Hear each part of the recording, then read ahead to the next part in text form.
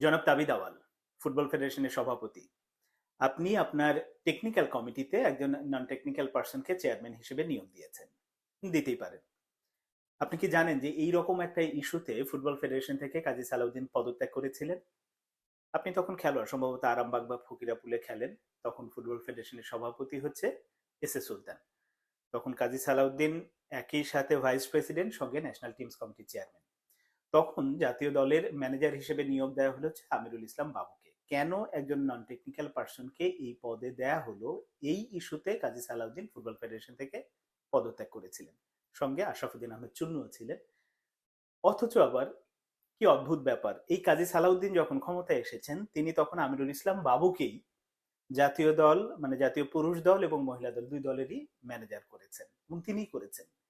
এটা মানে বোঝাই যায় যে তার চরিত্র কেমন ছিল, তার মানসিকতা কেমন ছিল, এটা তার মাধ্যমে প্রকাশ পায়। এই উদাহরণটা দিলাম এই কারণে যে আপনি আপনার টেকনিক্যাল কমিটির চেয়ারম্যান হিসেবে নিয়োগ দিয়েছেন, সিরাজগঞ্জ থেকে নির্বাচিত হয়েছে, আপনার কমিটিতে আছেন, নির্বাহী কমিটিতে আছেন হিলটন সাহেবকে। খুবই ভালো কথা। তার ফুটবল ব্যাকগ্রাউন্ড তো নেই, অন্যান্য, এটা তো চেয়ারম্যান হিসেবে। সঙ্গে তিনি আর যে কমিটিতে অন্য সদস্য বা বিভিন্ন জনকে রেখেছেন, তাদের মধ্যে একজন দুইজন বাদে প্রত্যেক মানে সবাই, কেউ ব্যবসায়ী, কেউ ব্যাংকার, কেউ দোকানদার, এইরকম, মানে ফুটবল ব্যাকগ্রাউন্ড নিয়ে। অথচ এটা ফুটবল ফেডারেশনের একটা খুবই সেন্সিটিভ জায়গা, যেখান থেকে অনেক নীতি নির্ধারণী বলি বা মানে ফুটবলের টেকনিক্যাল বিষয় সংক্রান্ত যে সিদ্ধান্তগুলো সাধারণত এই কমিটির মাধ্যমেই আসে।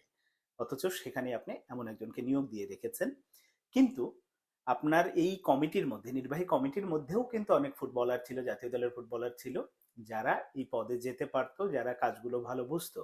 এর বাইরেও যদি আপনি কমিটির বাইরে থেকেও নিতে চান, নিতে পারতেন। ভালো ফুটবলটা এখন বোঝে ন্যাশনাল ফুটবল ফেডারেশনের টেকনিক্যাল ডিরেক্টর হিসেবে সাইফুল বারী টিটু আছেন।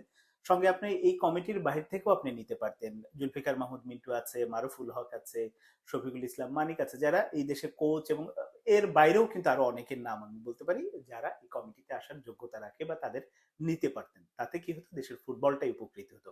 এমন একটা হাস্যকর কমিটি করেছেন, এটা হচ্ছে আপনার, মানে আপনার কমিটি থেকে বা আপনার মাধ্যমে আগামী দিনে বাংলাদেশের ফুটবল কি পেতে যাচ্ছে, তারই খানিকটা বহিঃপ্রকাশ কিন্তু এই কমিটি অন্তত দিয়ে দিয়েছে, যে কেমন হতে যাচ্ছে আগামী দিনের বাংলাদেশের ফুটবল।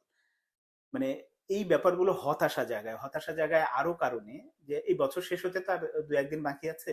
আপনি এখন পর্যন্ত ন্যাশনাল কমিটির মানে ন্যাশনাল টিমের কোচ কে হবে সেটা ঠিক করতে পারেননি, ন্যাশনাল টিমস গঠন করতে পারেননি।